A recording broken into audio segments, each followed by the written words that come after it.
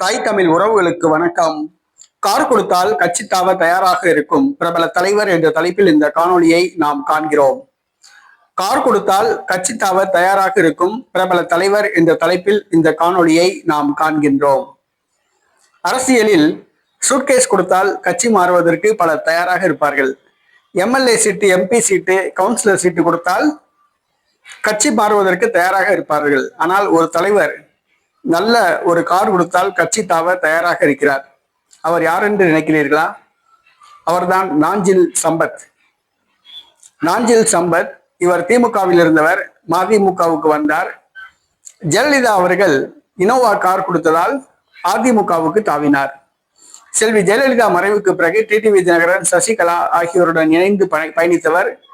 கடந்த 6 ஆண்டுகளாக எந்த அரசியல் கட்சியிலும் இல்லாமல் இருந்தார்.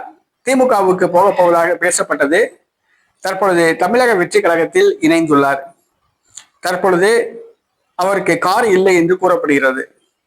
நல்ல கார் கொடுத்தா அந்த கட்சிக்கு உடனே செல்வார் என்று எதிர்பார்க்கப்படுகிறது.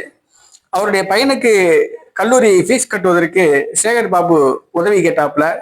உதவி செய்ய மறுத்தனால திமுகவுக்கு போகல. உதவி செஞ்சிருந்தா அவர் திமுகவுக்கு போயிருப்பாப்புல.